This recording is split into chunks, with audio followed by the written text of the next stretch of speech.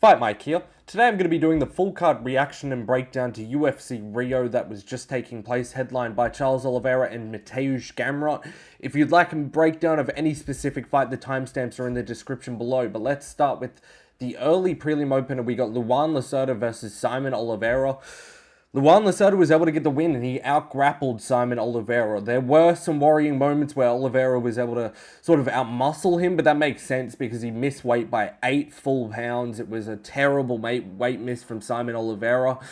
But Luan Lacerda was able to get the armbar. Simon was going for some sort of like elbows on top position, but got a little bit careless, left one of the elbows down for a little bit too long, and Luan Lacerda just jumped straight on it. I think Luan needs to be a little bit stronger if he wants to sort of get into winning ways into the UFC, just because he seemed to really be easy for Simon to muscle around. So I think he does need to get a little bit more dense, a little bit stronger, and then he might be able to do well in the division. Next up, we got Julia Pilastri versus Karolina Kowalkiewicz.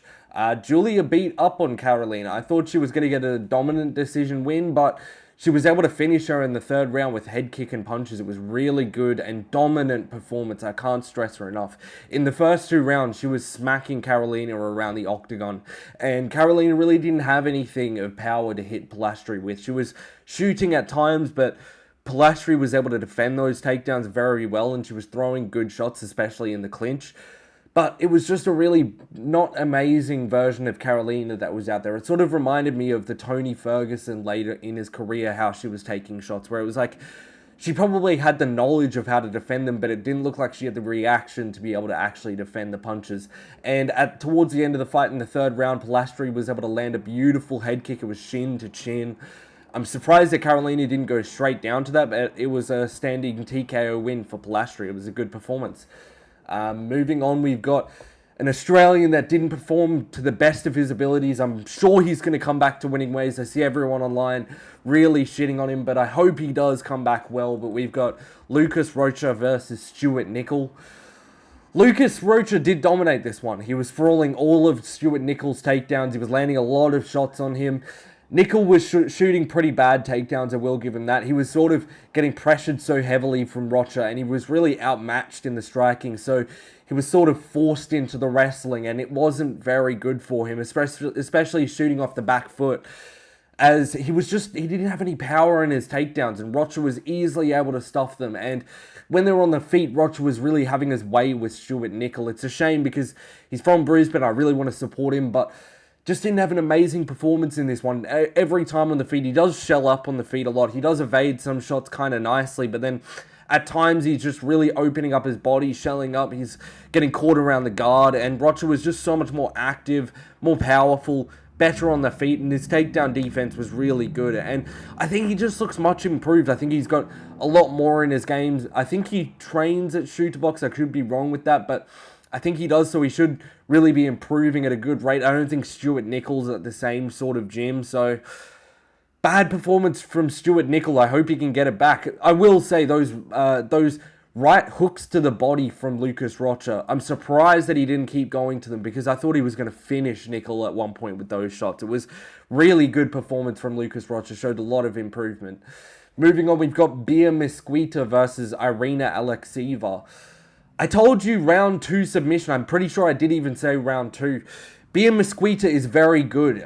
Early on the feet, she looked a little bit timid, but even then, I thought she was a bit cleaner than Alekseeva. She was able to parry shots and return fire with good shots. I just realized I've got a picture of Ketlen Vieira, I think, on this. Sorry about that. That's a bad look, but it's because, you know, when you look up at ESPN and get those photos, it comes up with like every other person but the person you're looking for. That is Ketlen Vieira there. My bad, but I had that in the predictions. Didn't even notice it, by the way. But back to Bia Mesquita versus Irina Alekseeva. Round 1, Bia was able to get a really nice takedown on Alekseeva, and she was just dominating her and mount with the ground and pound. She was landing some really nice elbows, especially towards the end of the round. I'm surprised that Alekseeva didn't get finished. But it was really good ground and pound. And Alekseeva was staying tough, but you could tell it was getting to her. She was all cut up on her face. She was lumping up. And then round 2 started a little bit slower than round 1, but once Bia Mesquita got the takedown, it was like Alexieva looked like she was going to cry. If you actually looked to where she got that takedown in the second round, you could see that that was the ending there. She was like, damn, I know I'm going to get dominated here. And she really did try to scramble back up, but in the process gave her back up. And Irina Alexieva got rear naked choked by Bia Mesquita. It was a very good performance. I think she's going to be a good prospect for the women's bantamweight division. Moving on, we've got Vitor Petrino versus Thomas Peterson. This was pretty funny. I enjoyed this fight. The physique difference between these guys is actually crazy, but I was pretty nervous to start this fight because I did pick Vitor Petrino, and I remember in the predictions video, I said the way that he loses this is if he really pushes the takedown against Thomas Peterson, because he can really gas himself out, especially at this heavier weight class. He's not really used to it yet.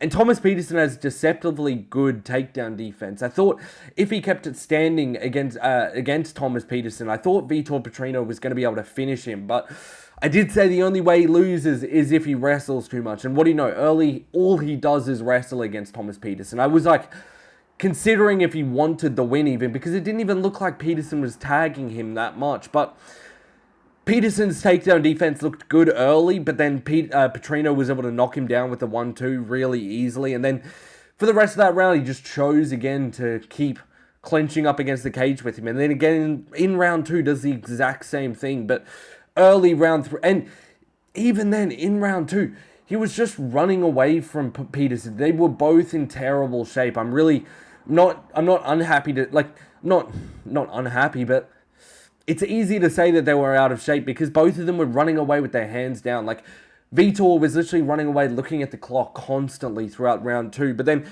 round 3, it looked like he was saving all his energy, came out with one explosion, hit him with like an uppercut left hook and just knocked Thomas Peterson out cold. Just a easy win for Petrino, but I feel like he could have done it in a much easier fashion. Like, he chose the hardest method of victory by just clinching up against the cage with Peterson, because that's what he's good at. That's what he does, like, every single time. It was a pretty poor Petrino performance. I think if he gets to the top 10, they're probably going to smoke him, but he was able to defeat Thomas Peterson. But even a guy like Shamil Gaziev was able to finish him in the first round, and I thought Petrino had the skills to do so.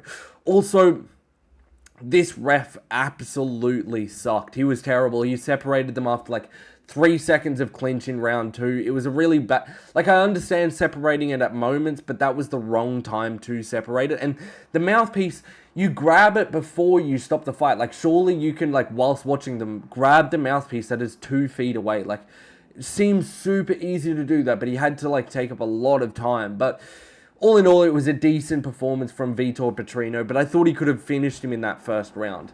Moving on to the next one, we've got Jafel Filho versus Clayton Carpenter. I picked Jafel Filho to get this one done, but... No, I picked Clayton Carpenter to get this one done. I don't know why I said that, but both of these guys rocked each other early, but Filho was able to come out on top. It was a bad performance from Carpenter, although I do think he was just a little bit too experienced for the vet of Jafel Filho, especially on the ground. Initially, Filho got the back tape. He was really threatening the rear naked choke on Carpenter, but he defended it for most of the round. But then Carpenter was able to reverse on top, and I think he got a little bit too excited about it. I think he thought he was going to be able to dominate the rest of the round, and Jafel Filho was able to get that nice Kimura grip on him and reverse to on top and get the Kimura finish. I really underestimated Filho in that one. I knew his grappling was good. Everyone's seen that fight with him and Mikhaev. It was a great knee bar he got there that he almost finished, and guys who aren't as good as Mikhaev probably would have got finished, but with that, I think Carpenter's getting finished with that knee bar, and I probably should have been able to see that, but good performance from Filho. I've only really been pointing out the ones that I lost, but I've actually done quite well on this card. I think I did like maybe an 8-4, I think. Maybe. Should have got the Charles Oliveira one. I don't know why I picked Gamrot. I had a feeling. You know how it is. But moving on to the next one, we've got Lucas Almeida versus Michael Aswell. I was one of the only people calling Aswell by TKO. I thought it was going to be later on in the fight. He got it very early. If I had known that Lucas Almeida broke his hand, I probably would have picked like a second round. Not a first, though. I didn't expect him to perform like this. But people didn't realize Almeida's chinny, and even if Aswell doesn't have like the one-shot KO power some other guys do, he still can finish a guy like Lucas Almeida. He was pinning Almeida up against the cage and just pinning him with that straight right hand. He was just... Because Almeida just pulls his chin back as his like number one source of defense, and Aswell was just feinting his way in and just landing that straight right at will every time it was landing. Aswell was always going to win this. I didn't really know. I think he was an underdog, and I don't know why. He's the much cleaner striker. He's actually, no, he wasn't after people saw the broken hand. But he's almost a decade younger than Lucas Almeida, and he's just a much better striker, and he's 25 years old. He's getting better after each fight. A fight on 4 days' notice against a guy up a weight class shouldn't make you pick Lucas Almeida over him. Like, you really, even without the hand injury, I think he beats him every time. Herzog did want Almeida dead, though. I will say that. That was a crazy stoppage. I've seen much work. Like I've seen Cannonier versus Imavov was much, much better. And that was like a number one fight. Like not a number one. It was like a top level fight. That was the main event of a fight night. And this fight gets way more chances than that. Bad performance, though, from Lucas Almeida. He probably even gets cut after this. Moving on to the next one, we've got Ricardo Ramos versus Khan Ofli. I picked the underdog of Khan Ofli, but don't feel good about it. Ricardo Ramos looked alright early. He had some nasty knee bar attempts, but Ofli just grabbed the cage like 4 times to get out of that. Like, it really shouldn't. It should be like a 2-point deduction or something for Ofli. But Ricardo Ramos probably just gets that submission if he doesn't grab the fence those times. But I will say Ofli showed some decent awareness on the ground. I'm not going to say good just because, again, he grabbed the cage like 3 or 4 times. But he reversed Ricardo Ramos, was able to jump on the back and get the rear naked choke on the in round 1. Late in round 1, I think it was.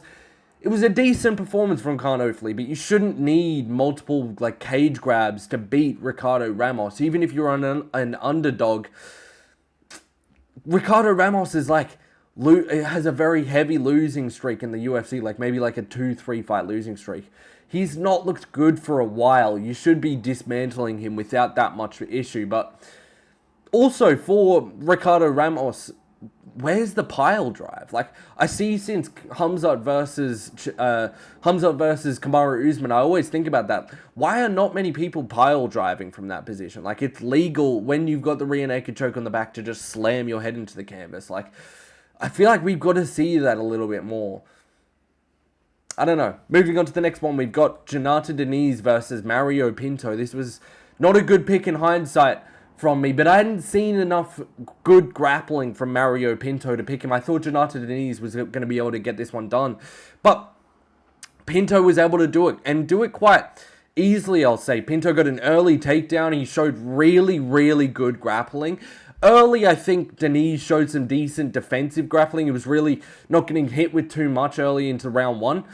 But then later on in the fight, especially in round 1, Mario was able to land some good elbows, especially in half guard and side control. I think he even got into crucifix in that round. He almost snapped Jonata Diniz's arm in some sort of...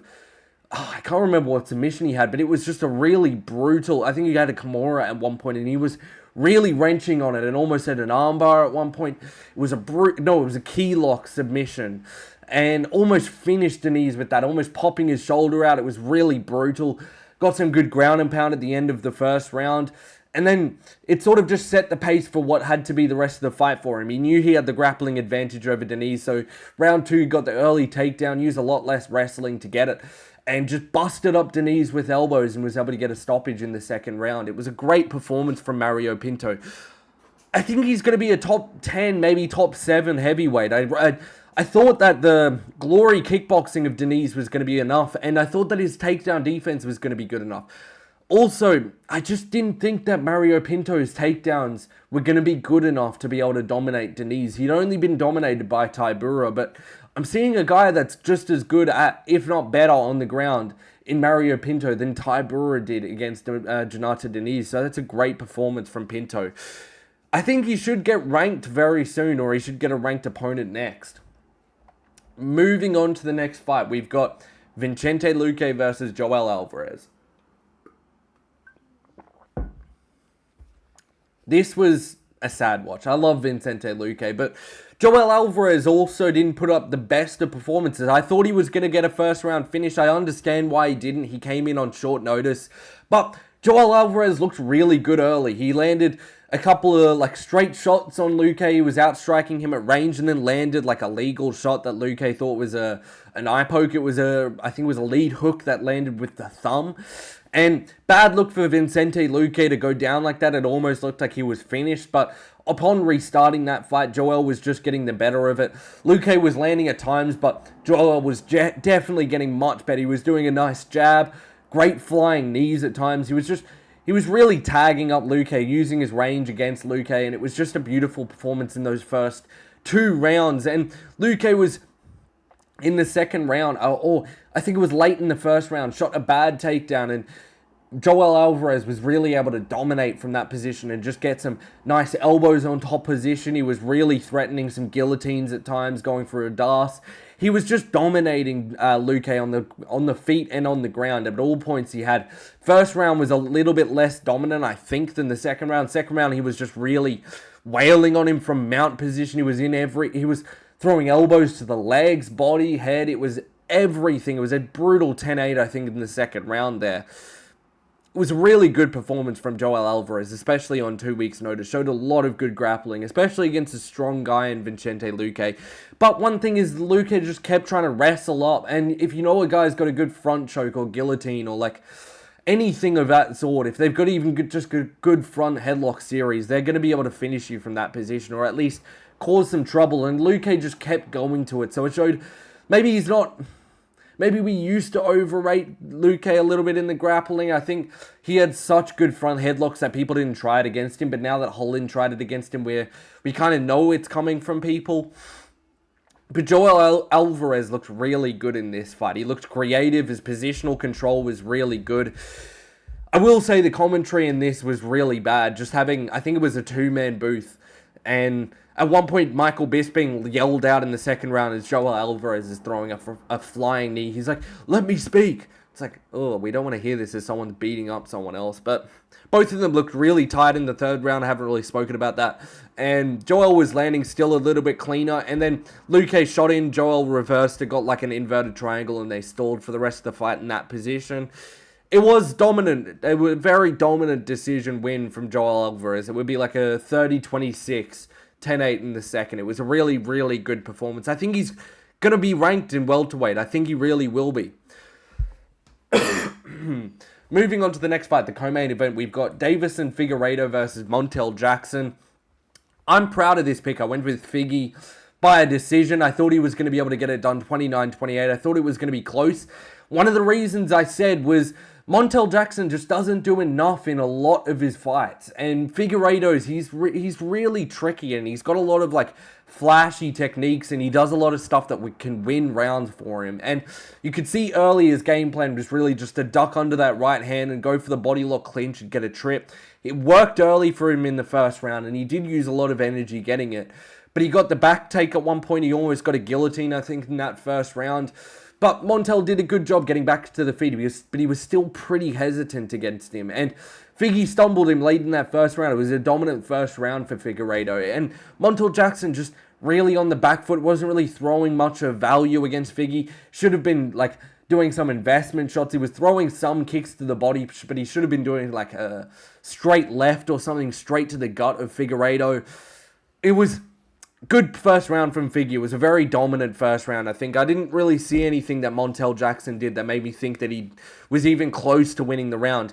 Early in round 2, Figueiredo gets another takedown straight into mount as well. Threatened a couple of submissions in the iron arm triangle. And he almost got the back take. He was in that position for a 30-second period where Montel Jackson's on his hands and knees and Figgy's looking for the hip, looking to get his hooks in under the hip. So it was... First half of the round was a Figueiredo round, and then at the end of the round, Montel Jackson was backing up, inactive for the rest of it. So was Figgy.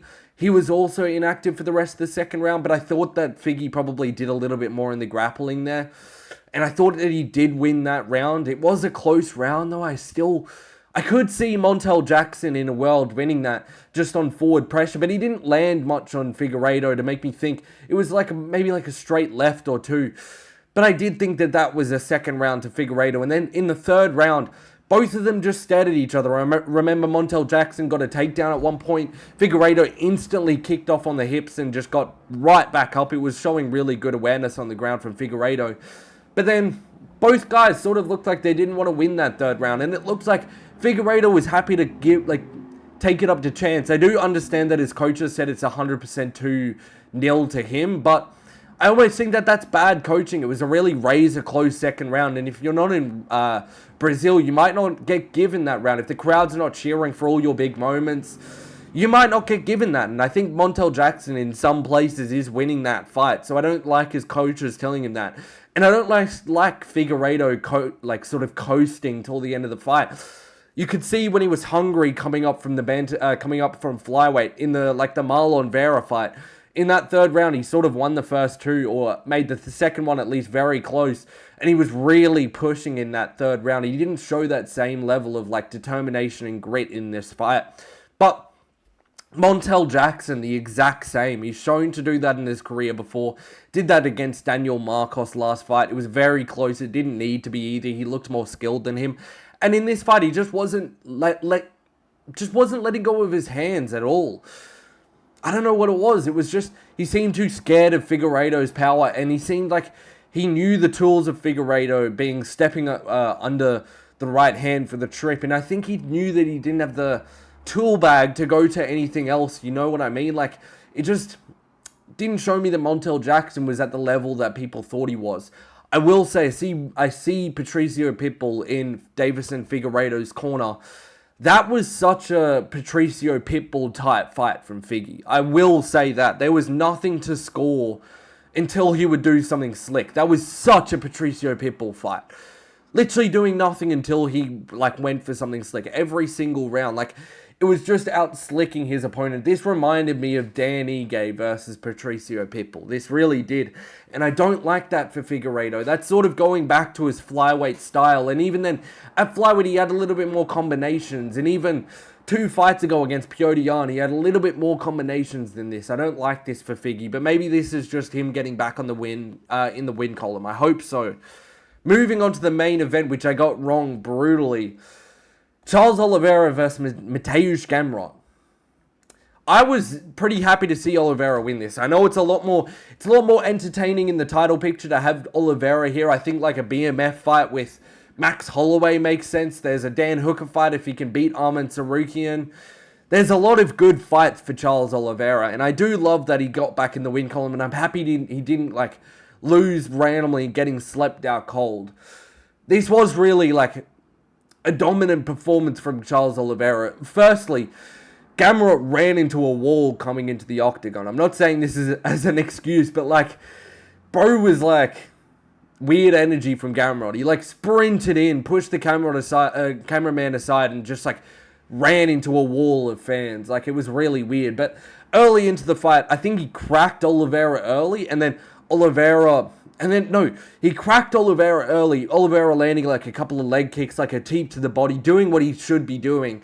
And then Gamrot shoots straight in after spinning Oliveira's jaw. And he just gets reversed straight away and his back taken for the rest of the round. And he showed some good defense in that round. But Oliveira really showed he hasn't missed a beat when it comes to the grappling here. And it shows really how good is Ilia Topuria to be able to really not give Oliveira a chance on the ground. But I remember Gamrot went for some leg lock in the round 1, and I even was thinking in my head, Gamrot's been known to have some good leg locks. A lot of people who train with him say that. And the whole time during that sequence, I was thinking, Gamrot's pretty good. He might end up on top here. But nope, Oliveira got it. Reverse position, got the back. Took the back for the rest of the round, threatened the rear naked choke, and it sort of put the thought in Gamrot's mind that the ground really isn't safe for him. Early on, even in that round, when Gamrot got into the ground, he was really threatening that shoulder. I think he was going for an omoplata or a go-go plata at one point, looking for the triangle at one point. I'm really not a jiu-jitsu expert positionally. I have no idea really what he was doing, but that's what the position looks like to me. But round 2, Oliveira sort of just knew what Gamrot had for him. He knew he had a little bit more power, and he knew that he could get hurt, so he was a little bit more not hesitant, but he wasn't just unloading on Gamrot, but he knew that if he pressured Gamrot, he would get him pressed up against the cage, looking all scarped around the octagon, like flying around trying to evade all the shots from Charles Oliveira, because now Gamrot knows that Oliveira is better in the grappling as well. But round 2, Charles is sort of getting caught again by Gamrot quite a lot, like a worrying amount he's getting caught. But Gamrot is like panicking up against the cage. Gamrot's like tripping up his feet against the cage. He's moving up on the back foot, squared up the entire time. Oliveira's not landing amazingly, but he ended up shooting a really nice takedown on Gamrot and getting the back again and finishing a beautiful face crank on Mateusz Gamrot. I'm really excited to see him get back to the top of the lightweight division. I don't care that I'm wrong at all. Gamrot would have been a fun win. Like, I would have enjoyed seeing him versus some other matchups. But after seeing Oliveira handle him like that, I'm happy to see him back at the top, see him at the top of his game again. We can't keep calling people washed. I called him washed in the predictions video. Not directly, but I said he's lost a pep in his step. And I think he has a little bit on the striking, but not as much as I thought at all. And especially not in the grappling. And he showed that. I hope I see maybe like a Paddy Pimblett, a Max Holloway matchup. Even a Gaethje rematch if they have to. I wouldn't hate if I saw that, especially on a pay-per-view next year. I wouldn't mind to see that, especially if that means Gaethje's not getting a title shot. Good fight, though, from Charles Oliveira. I like it for him.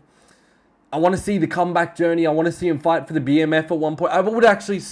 Let me see him versus Max Holloway. I know Max is injured. I know Oliveira probably wants to be active. It's at the twilight point of his career. He probably can beat Max Holloway if he can lock in the grappling. Set that up for like March or May. Give Max a lot of time to recover. And then if Max can win that one, maybe give him another title shot against Ilia Topuria. Let me know what you thought of the card in the comment section below. As always, if you enjoyed the video, leave a like and a comment, and I'll catch you next time. Peace.